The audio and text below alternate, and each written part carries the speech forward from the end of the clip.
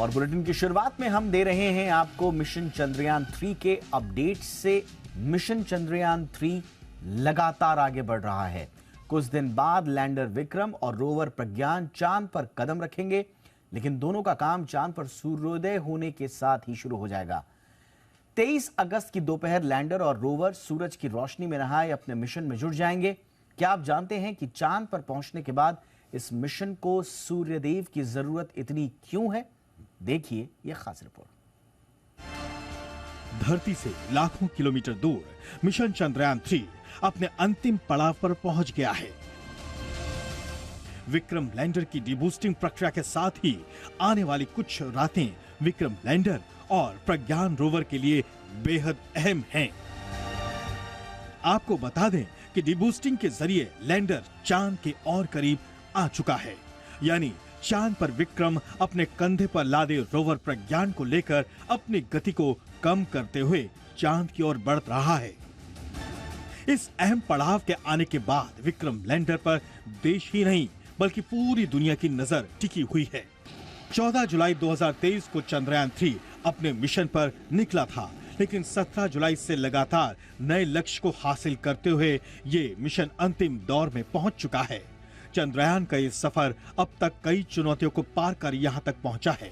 30 kilometre ऊंचाई से landing process शुरू होने के साथ ही लैंडर लगातार अपनी तेज रफ्तार को कम करना शुरू कर चुका है। 23 तारीख को आखिरी क्षणों में 90 डिग्री एंगल पर आते ही लैंडर चांद पर उतरने के लिए पूरी तरह तैयार रहेगा। इस मिशन की सबसे ज्यादा मदद कोई करेगा तो वो है सूर्यदेव, यानी 23 अगस्त को शाम 5:30 बजे के आसपास सूर्योदय होने के साथ ही विक्रम लैंडर सूरज की रोशनी और ताकत का इस्तेमाल कर अपना मिशन आगे बढ़ाएगा। अब आपको एक खास बात और बता दें कि इस बार इसरो ने गलती से भी कोई गलती ना हो इसका भी पूरा इंतजाम किया है, यानी इस बार चांद की धरती पर कदम रखने में गलती की कोई गुंजाइश नहीं है। चंद्रयान मिशन 2 ने चांद से आखिरी 2 किलोमीटर दूर अपना मिशन अधूरा छोड़ा था। इस मिशन की क्रैश लैंडिंग हुई थी, लेकिन हमारे वैज्ञानिकों ने चंद्रयान 3 मिशन की सफलता के लिए लैंडर की तकनीक में बड़ा बदलाव किया है, यानी वो दिन दूर नहीं जब चांद पर तिरंगा लहराएगा। अमृतकाल का शुभारंभ देश बेहद खास पलों के साथ करेगा। ब्यूरो रिपोर्ट, जी मीडिया। और इसी बीच चंद्रयान ने चांद का नया वीडियो भेजा है। इसरो ने आज 2 वीडियोस ट्वीट करके शेयर किए हैं, आप भी देखिए इनको। इनमें से एक वीडियो 15 अगस्त का है तो दूसरा वीडियो कल यानी 17 अगस्त का है। इसरो ने जानकारी दी है कि 17 अगस्त का जो वीडियो है वो प्रोपल्शन मॉड्यूल से लैंडर मॉड्यूल के अलग होने के बाद का है और चंद्रयान 3 में लगे कैमरे से ये वीडियो बनाए गए हैं और चांद की सतह आप इसमें साफ तौर पर देख सकते हैं। और आइए शुरू करते हैं आज की हमारी कवर स्टोरी।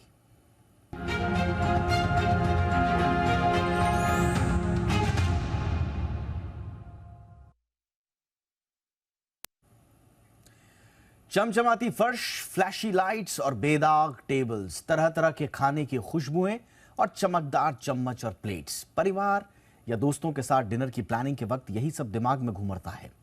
लेकिन भारतीय कंज्यूमर के दिमाग में जो चल रहा है, जो एक्सपेक्टेशंस हैं, उसे होटल, रेस्टोरेंट और हॉस्पिटैलिटी इंडस्ट्री परोसने में क्या कामयाब हो पा रही है? ये सवाल इसलिए क्योंकि मुंबई के एक रेस्टोरेंट के खाने में चूहा मिलने की खबर जैसे ही सामने आई, हर किसी का मूड और स्वाद खराब हो गया। आखिर क्या वजह है कि दुनिया की सबसे तेजी से उभरती हुई अर्थव्यवस्था में होटल, रेस्टोरेंट की साफ सफाई दोयम दर्जे की है? क्या सोच की कमी है या लापरवाही की जकड़न? ये जो रेस्टोरेंट मुंबई का है, ये फिर भी एक बड़ा परिष्कृत रेस्टोरेंट कहा जाता है। अगर आप दूसरे जो कम बजट के जो होटल्स हैं, रेस्टोरेंट्स हैं, उनमें साफ सफाई की बात सुन लीजिए तो फिर क्या ही कहने। जो हम चाह कर भी होटल, रेस्टोरेंट में साफ सफाई को लेकर क्रांति नहीं ला पा रहे हैं, इसके पीछे की वजहें क्या हैं?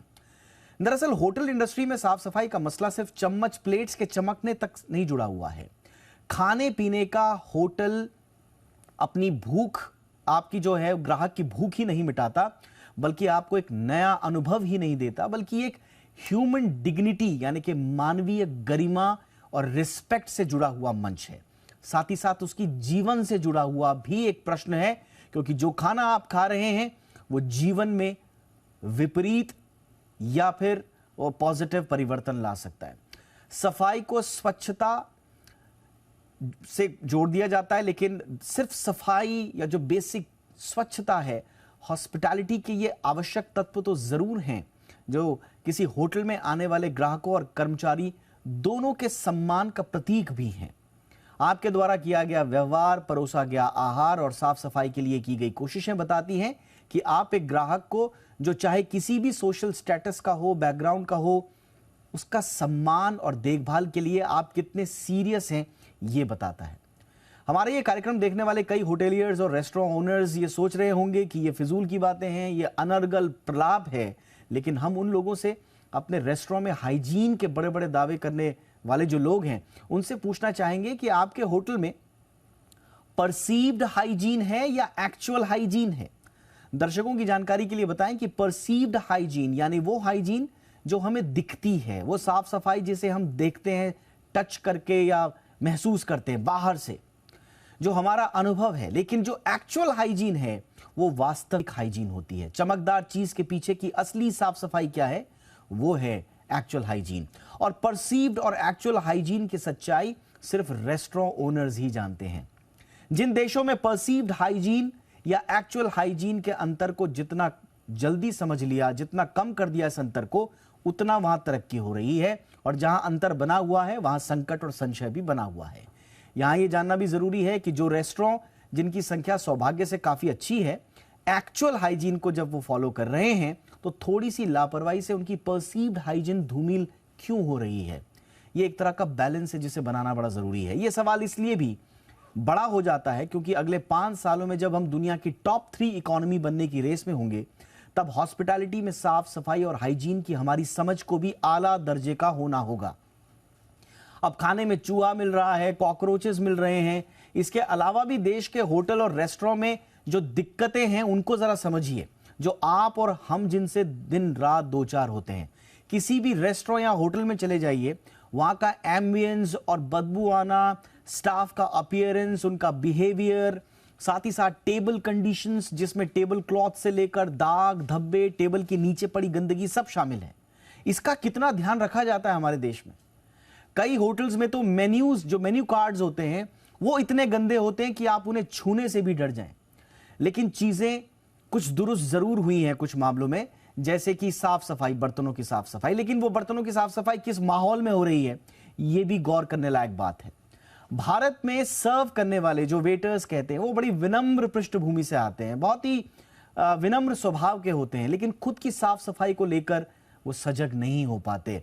और बड़ी बात यह है कि होटल मालिक भी उन्हें सफाई से रहने को एनकरेज नहीं करते। मैं सारे होटल्स की बात नहीं कर रहा हूं, लेकिन आपका ये अनुभव होगा, बहुत बड़ी तादाद है ऐसे होटल्स की।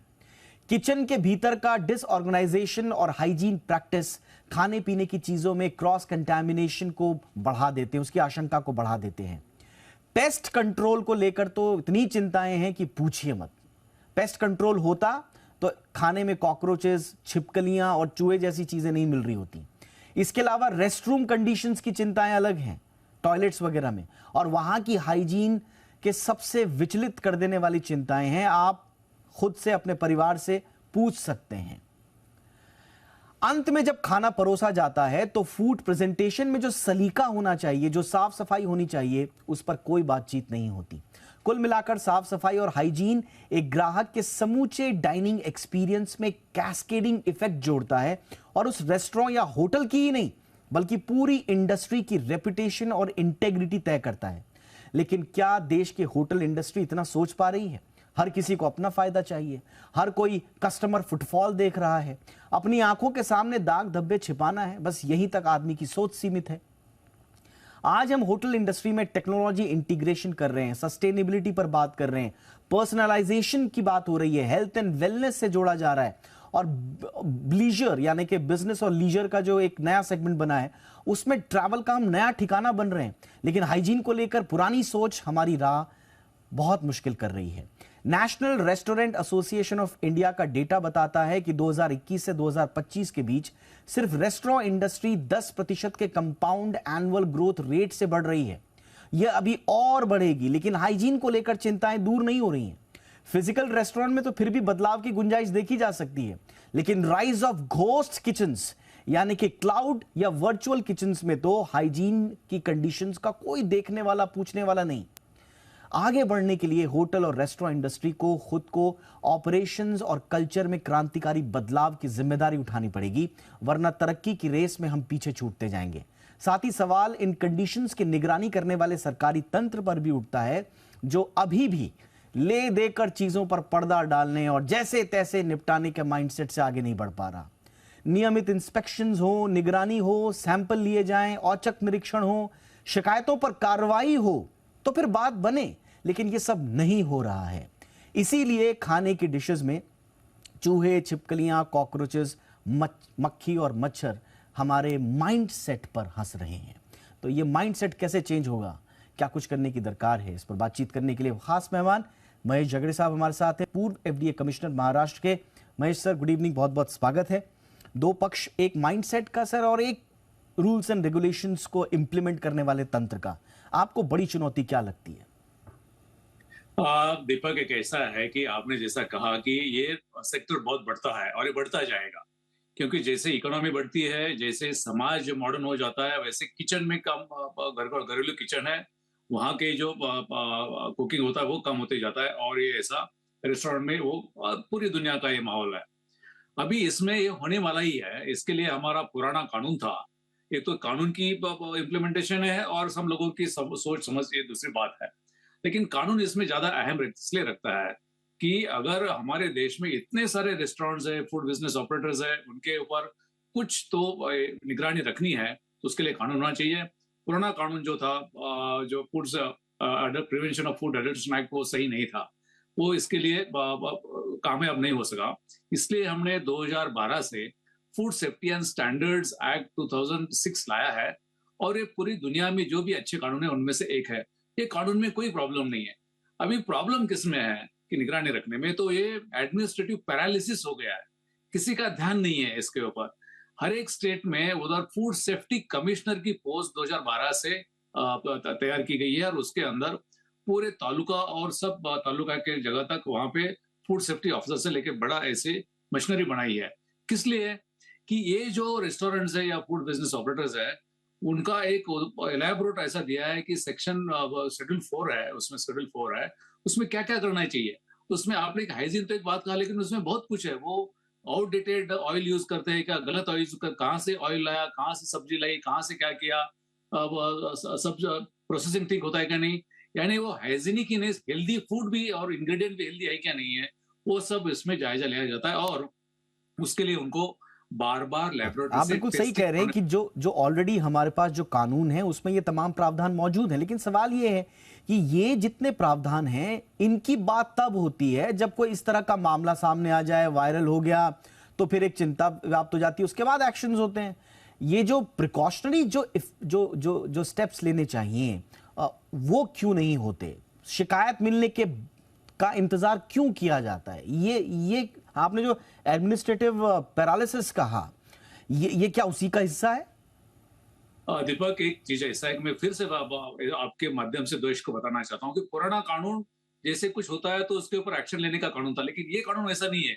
ऐसे चीजें होना ही नहीं चाहिए, ये कानून बताया है कि ये जो मशीनरी है एडमिनिस्ट्रेटिव, उन्होंने देखना है कि चीजें वहां पे है, और कोई गलती से किसी के देश में रैट या कोई चूहे ऐसा कुछ नहीं आना चाहिए, यानी ये सब चीजें नहीं होना है। उसके लिए उनको बार बार वहां जाके इम्प्रूवमेंट नोटिस देना है, इम्प्रूवमेंट हुआ है क्या नहीं, अगर इम्प्रूवमेंट नहीं किया तो वो जो एस्टेब्लिशमेंट है उसको सस्पेंड किया जाना है, वो सब चीजें। यानी ये from farm to plate, farm to fork, यहाँ पे ऐसे लाइसेंसिंग दिया है और हर जगह निगरानी रखी है। यानी एक बार कंज्यूम होने के बाद तो आदमी तो सफर करेगा, लेकिन वो आदमी सफर ही नहीं करेगा, इस तरह से प्रावधान बने। लेकिन महेश सर थोड़ा सा हमें बताएं, हमारे दर्शक, मैं समझ सकता हूं हर कोई, मेरे समेत हर कोई दर्शक ये जानना चाह रहा होगा कि किसी इलाके में अगर कोई रेस्टोरेंट खुल रहा है, वहां पर जो सरकारी तंत्र है, जो एफडीए या दूसरी एजेंसी जो हैं, वो किस तरह से कंज्यूमर को प्रोटेक्ट करती हैं? काम क्या है, काम हो रहा है या नहीं हो रहा है, इस पे नहीं जा रहे हैं अभी। काम क्या है, एक्चुअल में मैंने रेस्टोरेंट खोला और वो सही स्वस्थ तरीके से कंज्यूमर तक पहुंच रहा है, इसके लिए क्या प्रावधान है सर? उसमें ऐसा है कि ये जो रेस्टोरेंट खुला है तो उसके लिए तो रजिस्ट्रेशन या साइज के मुताबिक उसको लाइसेंस लेना पड़ता है और उसमें बहुत सारी कंडीशन दिए हैं। वो कंडीशन के मुताबिक वो बना है क्या नहीं है, वहाँ पेस्ट कंट्रोल के लिए नेटिंग किया है क्या नहीं है, वो फ्लोर कैसा है, टॉयलेट कैसे है, किचन कैसा है, फूड स्टोर करने के लिए बात कैसी है, फ्रिज रेफ्रिजरेटर्स है क्या नहीं है, और वो जो स्टाफ है वो स्टाफ ने उसका हेल्थ चेकिंग हुआ है क्या नहीं है, उनको कुछ डिजीज है क्या, ये पूरी चीजें वो देखने के बाद फिर उसको लाइसेंस या रजिस्ट्रेशन दिया जाता है। सिर्फ इतना ही नहीं है, बार बार वहां पे जाके इंस्पेक्शन करना पड़ता है कि सिर्फ लाइसेंस की कंडीशन दी नहीं है तो वो उसके ऊपर जाके उनको देखना पड़ता है। अगर नहीं किया तो उसको लाइसेंस सस्पेंड कर सकते हैं या उसको जुर्माना कर सकते हैं या उसको कैंसिल भी कर सकते हैं। लेकिन ऐसे होता नहीं है। आपने पूछा है क्या कभी कोई नागरिक ने कि मेरे इलाके में या कोई आमदार ने या खासदार ने कोई कभी पूछा है क्या कि मेरे एरिया में इलाके में कितने रेस्टोरेंट के ऊपर कार्रवाई हुई है? कुछ नहीं होता है। जब तक ऐसा है कि कोई कुछ ऐसा होता नहीं, ऐसा इंसिडेंट होता नहीं, तब तो कुछ होता नहीं। लेकिन ये होना नहीं चाहिए। इसके लिए ये जो आपके एरिया में जो रेस्टोरेंट है उस रेस्टोरेंट को पूरे अच्छी तरह से करे, इसके लिए ये सब प्रावधान बने हुए हैं। लेकिन वहां का फूड सेफ्टी ऑफिसर है वो एरिया के लिए, वहां कुछ भी हुआ तो उसकी जिम्मेवारी है। मुझे लगता है कि ऐसे इसमें पहला तो एक्शन उसके ऊपर होना चाहिए, सस्पेंड होना चाहिए, उसको जुर्माना होना चाहिए। Absolutely, absolutely. क्योंकि सर दो तरह के इंस्पेक्शन, आपने सही कहा, कानून में पूरे प्रावधान है फार्म टू प्लेट तक के। लेकिन इंस्पेक्शन जो होता है, अब कहा यह जाता है कि अब दो तरह के इंस्पेक्शन हो गए। एक जो रियल इंस्पेक्शन होता है जब आप रियल एस्टैब्लिशमेंट में जाके इंस्पेक्शन करें, और दूसरा जो रिवर्स होता है, जो फाइल बन के जाती है रेस्टोरेंट से और वो एफडीए के ऑफिस के दफ्तर के कर्मचारियों तक पहुंचा दी जाती है और वो फाइल का इंस्पेक्शन हो जाता है, और ये रियल इंस्पेक्शन कहा जाता है। सर ये माइंडसेट कब बदलेंगे सर हम? इसमें ऐसा कि माइंडसेट जब बदलेगा, मैं बार बार कह रहा हूं और जब से मैं था एफडीए कमिश्नर तब से बोल रहा हूं कि जब तक वहां के फूड सेफ्टी कमिश्नर है उसके ऊपर कार्रवाई नहीं होती है, फूड सेफ्टी फसाई जो है फूड अथॉरिटी हमारी इंडिया की, उनके ऑफिसर्स के ऊपर जब तक कार्रवाई नहीं होती है, मुझे लगता है कि ये कुछ होने वाला नहीं। मैं पॉलिटिशियंस को बिल्कुल इसमें कुछ ये नहीं करूंगा, क्योंकि उन्होंने तो पूरे कानून दिए हैं, सैलरी दिया है, नेटवर्क बनाया। अगर तभी भी फेलियर हो रहा है तो मुझे लगता है कि जो टॉप है ब्यूरोक्रेसी है, यहाँ के चीफ सेक्रेटरी रहेंगे, हेल्थ सेक्रेटरी रहेंगे, या फिर इसमें से फूड सेफ्टी कमिश्नर रहेंगे, इनके ऊपर जब तक कार्रवाई नहीं होती नीचे कुछ होने वाला नहीं है। मैं तो कार्रवाई करता था, मैं वहां के food safety food business operator या रेस्टोरेंट के या उसकी कार्रवाई करने से मैं मेरे ऑफिसर के ऊपर कार्रवाई करता था। बहुत अच्छे उसके आसार आ जाते हैं, और ये अगर अच्छे आसार आते तो क्यों नहीं चालू रखना चाहिए, वो कंटिन्यू होना चाहिए। वैसे ये आपने बहुत बहुत इंपॉर्टेंट बात बोली। देखिए कई बार यहां पर देखिए एक चीज को समझिए आप, जब किसी रेस्टोरेंट से इस तरह की खबरें आती हैं तो हर कोई पूरा रेस्टोरेंट और ये सब, लेकिन उसके लिए जिम्मेदार जो बहुत बड़ा तत्व है, जो सरकारी तंत्र वहां पर बैठा हुआ है, जिसकी निगरानी की इंस्पेक्शन की जिम्मेदारी है, उसकी रिस्पॉन्सिबिलिटी शायद हम उस पर बातचीत करते नहीं। Thank you so much sir, आपने इस पक्ष को उजागर किया। हमेशा ईमानदारी से आप बड़े अच्छे इंसाइट्स देते हैं, और हमें लगता है कि जितने भी पॉलिसी मेकर्स हैं उनको जो सर ने जो टर्म उद्धृत किया है जो बिल्कुल सही है, एडमिनिस्ट्रेटिव पैरालिसिस जो है, खास तौर से इस केस में भी ये पैरालिसिस को दुरुस्त करने की आवश्यकता है। तब जाके हम एक विकसित भारत होने का जो असली सपना देख रहे हैं ना, वो माइंडसेट भी जब विकसित हो जाएगी हमारी सरकारी सोच में भी और एक आम रोजमर्रा के जीवन वाली सोच में भी, असली मायनों में तब हम विकसित होंगे। Thank you so much sir, वक्त निकालने के लिए आपका। महेश जगरे सर, हमारी दूसरी कवर स्टोरी उन तमाम लोगों से जुड़ी हुई है जिन्होंने बैंक से कोई ना कोई कर्ज लिया हुआ है। भारतीय रिजर्व बैंक यानी आरबीआई ने देश के करोड़ों लोन लेने वालों को बड़ा तोहफा दिया है। आरबीआई ने बैंकों और दूसरे वित्तीय संस्थानों से कहा है कि इंटरेस्ट रेट्स नए सिरे से तय करते समय वो लोन लिए हुए ग्राहकों को ब्याज की फिक्स दर चुनने का विकल्प जरूर दें। केंद्रीय बैंक ने जारी जो अधिसूचना की है उसमें कहा है कि ऐसा देखने में आया है कि ब्याज दर बढ़ने पर लोन की अवधि या फिर ईएमआई बढ़ा दी जाती है और ग्राहकों को इस बारे में सही तरीके से बताया नहीं जाता और ना ही उसकी सहमति ली जाती है। इस चिंता को दूर करने के लिए रिजर्व बैंक ने अपने नियमन के दायरे में आने वाली इकाइयों को एक उचित नीतिगत ढांचा बनाने को कहा है। रिजर्व बैंक के मुताबिक लोन की मंजूरी के समय बैंकों को अपने ग्राहकों को साफ साफ साफ ये बताना होगा कि मानक इंटरेस्ट रेट्स में बदलाव की स्थिति में ईएमआई में क्या बदलाव आ रहे हैं, या लोन का जो पीरियड है उसमें क्या क्या प्रभाव पड़ सकता है। ईएमआई या लोन की अवधि बढ़ने की सूचना तुरंत ग्राहक को दी जानी चाहिए, उसमें कोई डिले ना हो। केंद्रीय बैंक ने यह भी कहा कि ब्याज दरों को नए सिरे से तय करते समय बैंक ग्राहकों को फिक्स्ड ब्याज दर को चुनने का विकल्प दें, जैसा हमने आपको बताया, और इसके लिए नीति भी बनाएं। इसके साथ ही जो तमाम जानकारियां हैं वो एक ग्राहक तक जरूर पहुंचे, ये सुनिश्चित करना चाहिए। ग्राहकों को समय से पहले या पूरा आंशिक रूप से लोन भुगतान की मंजूरी भी दी जाए। ये भी बड़ा होता है कि लोग चाहते हैं कि वो समय से पहले उसका भुगतान कर दे, लेकिन उसमें कई तरह के नियम कायदे आ जाते हैं। ये सुविधा उन्हें कर्ज की अवधि के दौरान किसी भी समय मिलनी चाहिए कि वो अपना पूरा लोन चुकाकर वापस हो जाएं। आपको बताएं कि आरबीआई ने पिछले हफ्ते पेश आरबीआई एमपीसी में लोन लेने वालों को फ्लोटिंग ब्याज दर में विकल्प चुनने की अनुमति देने की बात कही थी, और इसके अलावा जो खास बात कही है, जो ब्याज पर ब्याज लगता है वो खत्म करें, और इस तरह से ग्राहक के अधिकारों को सुरक्षित रखने की दिशा में आरबीआई के बड़ा कदम। लेकिन थोड़ा सा और इसे समझते हैं विस्तार से। बातचीत करने के लिए मेरे साथ खास मेहमान आर के टक्कर साहब इस वक्त मेरे साथ मौजूद हैं। पूर्व एमडी एंड सीईओ हैं यूको बैंक के। टक्कर सर, बहुत बहुत स्वागत है आपका। थोड़ा सा समझाएं सर इसे कि ये किसके लिए होगा, सभी के लिए ये है, सेलेक्टिव बैंक्स के लिए है, एनबीएफसीज के लिए है, और किस तरह के कर्जों पर ये लागू होगा? ये जो रिजर्व बैंक ने अभी जो नई गाइडलाइन इशू की हैं, इसको हम जैसे आपने कहा कि ये दो एक चीजों के ऊपर इशू की गई हैं।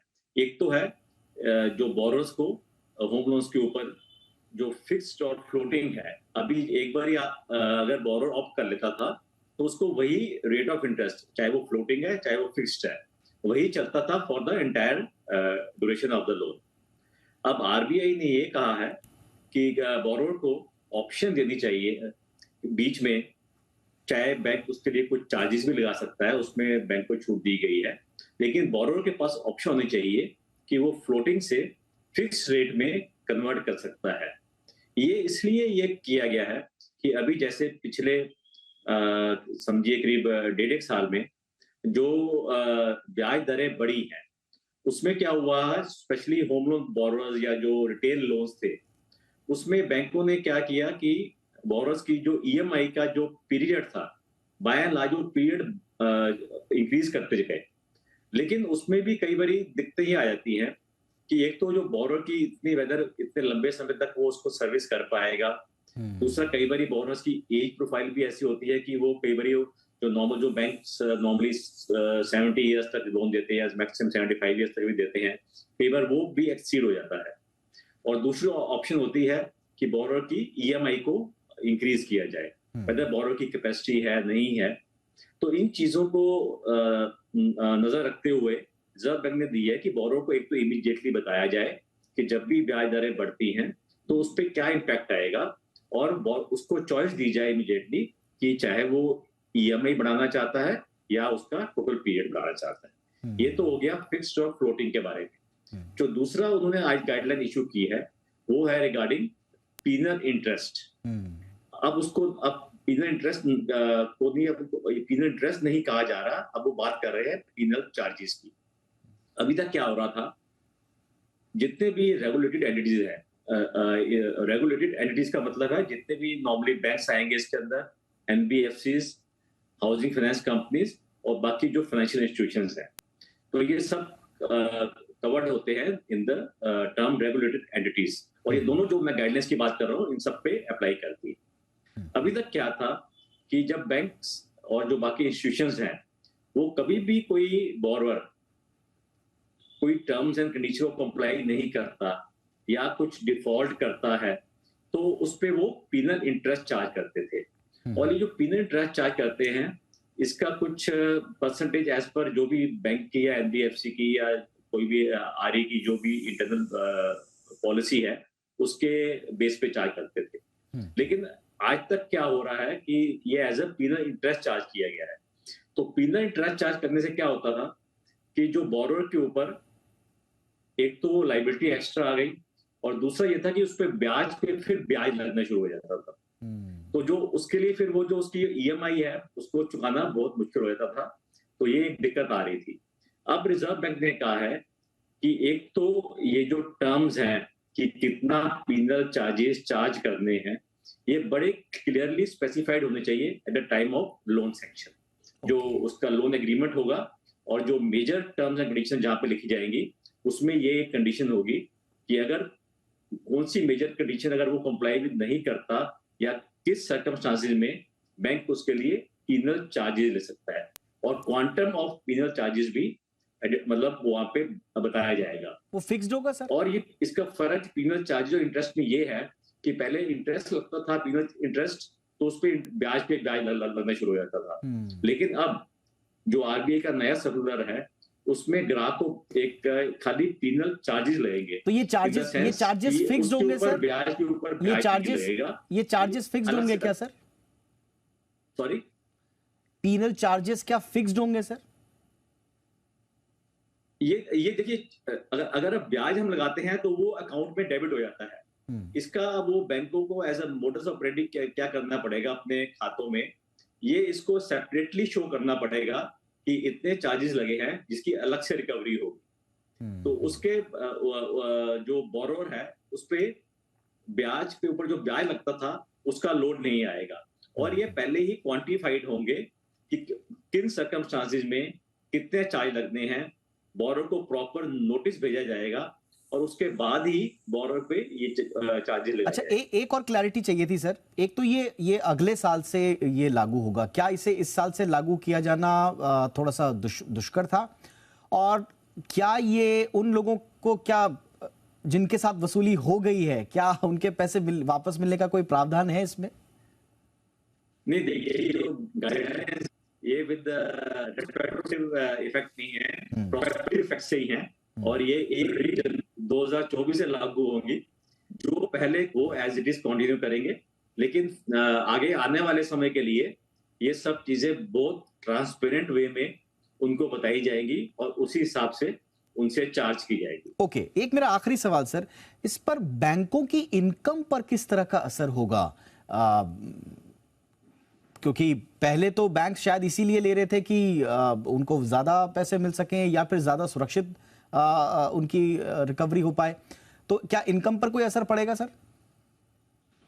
देखिए, अगर आप जो रिजर्व बैंक का जो सर्कुलर देखें उसमें बड़ा क्लियरली स्पेसिफाई किया गया है कि ये जो पीनल चार्जेस लगाने हैं ये एक रेवेन्यू जनरेशन मैकेनिज्म को नहीं देखा जाना चाहिए। मतलब ये बैंकों के लिए एक रेवेन्यू जनरेशन नहीं होना चाहिए, बल्कि एक टाइप का एक वो आप उनसे इसलिए ले रहे हैं ताकि उनके ऊपर क्रेडिट डिसिप्लिन हो। कि काफी केसेस में बैंकों को लोन को रिलीज करना पड़ता है pending compliance of certain terms and conditions, या कुछ ऐसी टर्म्स एंड कंडीशंस होती हैं कि जो कि लोन के डिसबर्स होने के बाद ही कॉम्प्लाई भी होनी होती है जी।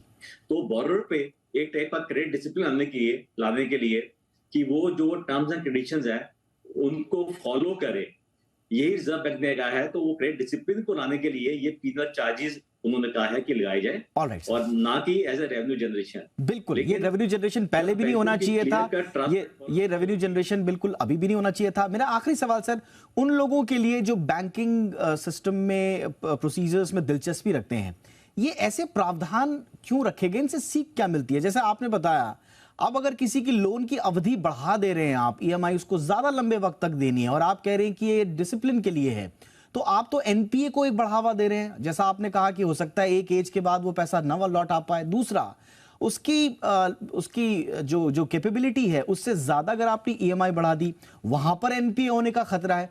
तो बैंक सिर्फ क्रेडिट डिसिप्लिन के लिए इतना बड़ा रिस्क क्यों ले रहे थे? नहीं, देखिए, दो चीजें हैं।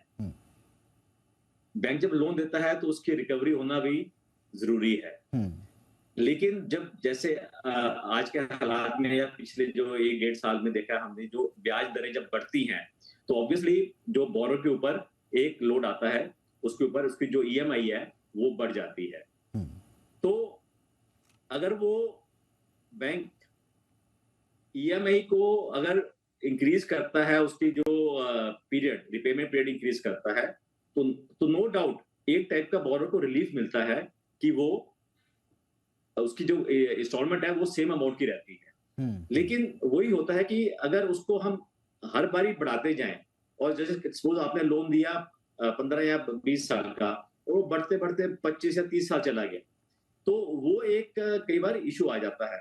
तो ये गाइडलाइंस में मैं ये नहीं कहूंगा कि इससे कि एनपीए रुक जाएंगे या एनपीए को बढ़ावा मिलेगा, लेकिन एक बोरोर के पास एक डिसीजन होगा कि वो ऑप्ट कर सके कि मैं ईएमआई बढ़ाना चाहता हूं या रिपेमेंट पीरियड बढ़ाना चाहता हूं, या फिर मैं आज मेरा पास जो फ्लोटिंग रेट है उसे लगता है कि और ब्याज दरें बढ़ने वाली है, तो उसको ऑप्शन दीजिए ये कि आप इसको कन्वर्ट कर दीजिए फिक्स लोन में, ताकि उसका फ्यूचर के लिए जो अमाउंट है वो फिक्स हो जाए, और उसको ये रहे तसल्ली कि मुझे इतना अमाउंट इतने पीरियड में बैंक को रिपे करना है। Absolutely. तो ये बेसिकली ग्राहक की सुविधा के लिए किया ग्राहक गया की है, सुविधा के लिए, ना यानी कि कि ग्राहक अब एक बेटर, एक इन्फॉर्म्ड डिसीजन ले पाएगा।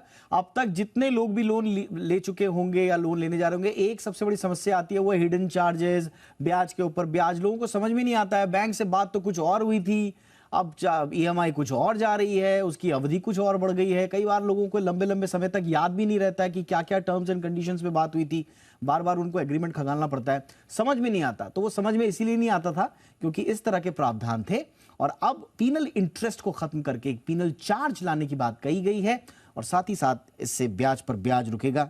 ये आरबीआई ने एक ग्राहक को इन्फॉर्म डिसीजन लेने की दिशा में महत्वपूर्ण फैसला लिया। बहुत बहुत शुक्रिया आर के ठक्कर सर, आपने वक्त निकाला हमारे दर्शकों के लिए, बड़ी आसान भाषा में आपने एनालिसिस दिया, थैंक यू सर। तो ये थी हमारी दूसरी कवर स्टोरी।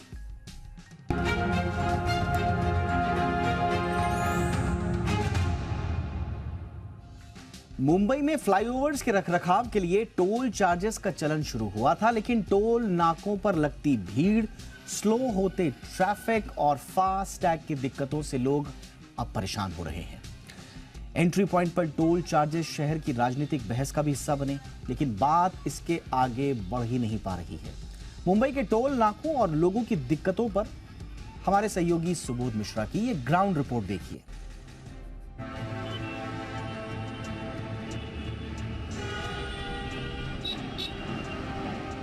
मुंबई शहर के सभी बड़े एंट्री पॉइंट्स पर लोगों का स्वागत ट्रैफिक जैम, लंबी लाइनों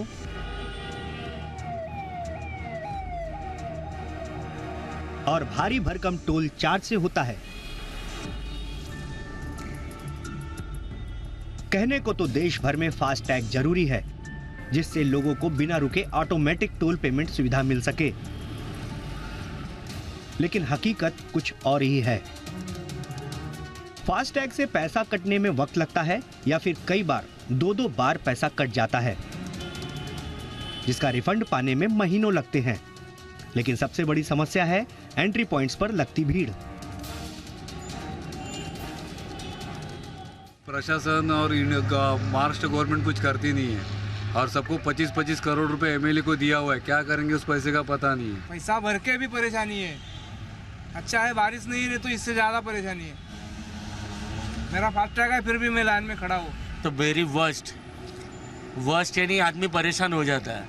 यानी हम पेमेंट भी कर रहे, टोल भी दे रहे, तो भी उसके लाइन में खड़े रहना परेशानी है। दरअसल मुंबई शहर में एंट्री के 5 पॉइंट्स हैं, जिसमें Vashi, Airoli, Mulund eastern expressway, Mulund LBS मार्ग और दहिसर टोल नाका है। दरअसल शहर में बनाए गए 55 फ्लाईओवर्स और पुलों के रखरखाव के खर्चों की भरपाई के लिए टोल वसूली की व्यवस्था लागू की गई थी। एक निजी कंपनी को टोल वसूलने का ठेका भी दिया गया था। 2010 में दिए ठेके की मियाद 2027 में खत्म हो रही है। आरटीआई कार्यकर्ता अनिल गलगली के मुताबिक ठेके के वक्त टोल कॉन्ट्रैक्टर कंपनी ने राज्य सरकार को 2100 करोड़ रुपए दिए थे, लेकिन उससे कहीं ज्यादा वसूली अब तक हो चुकी है। ऐसे में टोल की व्यवस्था जारी रखने का कोई औचित्य ही नहीं है। तो दुर्भाग्य से अगर हम पिछले 13 साल से देख रहे हैं कि उन सड़कों की हालत खराब है, वहाँ पर गड्ढे गिरते हैं। हाल ही में वेस्टर्न और ईस्टर्न एक्सप्रेस हाईवे का मेंटेनेंस का काम भी महानगर पालिका को दिया है। जब सरकार ने टेंडर जारी किया तो टोल कंपनी की जिम्मेदारी होती है कि उसके गड्ढे को पाटना, उस सड़क की रिपेयरिंग करना, उस फ्लाईओवर का मेंटेनेंस करना। जानकार सवाल इस पर भी उठा रहे हैं कि जब शहर में सड़कों और फ्लाईओवर का बड़े पैमाने पर रखरखाव और मरम्मत मुंबई महानगर पालिका कर रही है तो भला टोल कलेक्शन लोगों से क्यों लिया जा रहा है। लेकिन इस पर दलील है कि 27 पुलों के देखभाल का काम अब भी राज्य सरकार की संस्था कर रही है। टोल की व्यवस्था खत्म करने का कोई भी फैसला सरकार को ही करना होगा। 55 फ्लाईओवर्स और ठाणे क्रिक ब्रिज का जो एक्सपेंडिचर है, इसके रिकवरी के लिए 2027 तक का टोल पीरियड उसी वक्त निश्चित हुआ था और उसका कंस्ट्रक्शन होने के बाद उसका जो एक्सपेंडिचर है उसकी रिकवरी में टोल चल रहा है, 2027 तक रहेगा। बेसिकली ब्रिजेस के लिए, फ्लाईओवर्स के लिए। शहर में फ्लाईओवर बनने से लोगों को थोड़ी राहत तो मिली, लेकिन अब टोल नाकों पर भीड़ परेशानी पैदा कर रही है। ऐसे में लोगों को उम्मीद है कि 2027 के बाद इन टोल नाकों को शहर के एंट्री पॉइंट से हटाया जाएगा। मुंबईकरों से इन 5 एंट्री पॉइंट से पिछले 13 सालों से टोल वसूली की जा रही है। अभी भी कुछ साल बाकी हैं, लेकिन अब ये टोल नाके मुंबईकरों के लिए परेशानी का सबब बनते जा रहे हैं। यही वजह है कि मुंबईकर अब इसे बंद करने की मांग उठा रहे हैं। कैमरामैन नितेश के साथ सुबोध मिश्रा, जी मीडिया, मुंबई। कारोबारी हफ्ते के आखिरी दिन बाजार में भारी उतार चढ़ाव देखने को मिला और कारोबार के अंत में सेंसेक्स 200 अंकों से ज्यादा फिसलकर 64,950 के पास बंद हुआ। वहीं निफ्टी 55 अंक गिरकर 19,310 के लेवल पर क्लोज हुआ, जबकि बैंक निफ्टी 40 अंक फिसलकर 43,851 के स्तर पर बंद हुआ। एफएमसीजी को छोड़कर सारे सेक्टोरल इंडेक्स ला निशान में बंद हुए।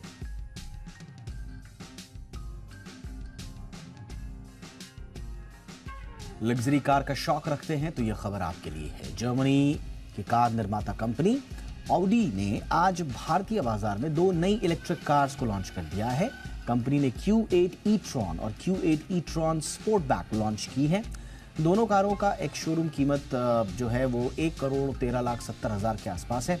Q8 e-tron की परफॉर्मेंस बेहतर करने के लिए 2 इलेक्ट्रिक मोटर दी गई हैं और Audi Q8 e-tron में एक 114 kWh का बैटरी पैक मिलता है।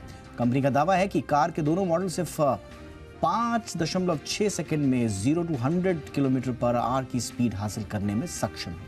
खाने पीने में आपको सबसे ज्यादा क्या पसंद है? ऐसा हम इसलिए पूछ रहे हैं क्योंकि भारत के सबसे लोकप्रिय खान पान की रैंकिंग जारी कर दी गई है। तो चलिए नुपुर से जानते हैं भारतीयों की लोकप्रिय स्वदेशी व्यंजन क्या क्या हैं। टेस्ट एटलस ने जो एनसाइक्लोपीडिया है स्वादों को लेकर, उसने इंडिया को क्या पसंद है, भारत के लोगों को क्या पसंद है फूड्स और ड्रिंक्स में, उसकी जो रैंकिंग है वो जारी की है। इंडिपेंडेंस डे के बाद ये रैंकिंग आती हुई दिखी है। सबसे लोकप्रिय फूड्स और ड्रिंक्स की सूची में सबसे ऊपर इंटरेस्टिंग नाम सामने आया वो है मसाला चाय। टॉप 10 में अगर आप देखेंगे तो आपको mango lassi, butter chicken tikka, butter garlic naan जैसे कुछ नाम आपको नजर आएंगे। हैदराबादी बिरयानी जो है वो 19वें स्थान पर फिसलती हुई दिखी। इंटरेस्टिंग फैक्टर, टॉप 10 में इस बार बिरयानी का नाम नहीं आया है। वहीं दाल तड़का, काजू कतली और छोले भटूरों ने बनाई है अपनी टॉप 5 में जगह। वड़ा पाव को भी इस सूची में जगह मिली है, लेकिन 50वें स्थान पे उसके ऊपर आपको दिखेगा रसगुल्ला। लेकिन काफ़ी सारे इंटरेस्टिंग नाम यहाँ पे आपको नजर आएंगे। टॉप 25 की बात करें तो आपको मसाला डोसा 70वें नंबर पे नजर आएगा, दाल तड़का 20 नंबर पे नजर आएगा। साथ ही साथ काजू कतली अगर आप देखें तो 23वें नंबर पे आपको काजू कतली भी नजर आएगी और छोले भटूरे को मिली है 25वां स्थान। साथ ही साथ जो नॉर्मल अमृतसरी कुलचा होता है वो 26वें स्थान पे आपको दिखेगा। चाट कंसोलिडेटेड बेसिस पर उनका कहना है कि 32वें नंबर पे यहाँ पे रखा गया। पानी पूरी को मिला है 33वां स्थान। साथ ही साथ जो पनीर टिक्का है वो भी आपको 39th प्लेस पे आपको इस सूची में दिखेगा। तो इंटरेस्टिंग नाम है। मसाला चाय लोगों को सबसे ज़्यादा पसंद आ रही है।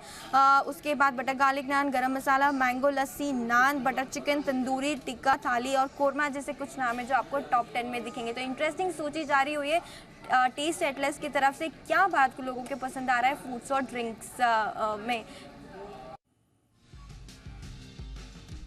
इंडिया 360 में आज बस इतना ही। इजाजत दीजिए। #ZeeIndia360 पर अपनी राय जरूर दें। नमस्कार।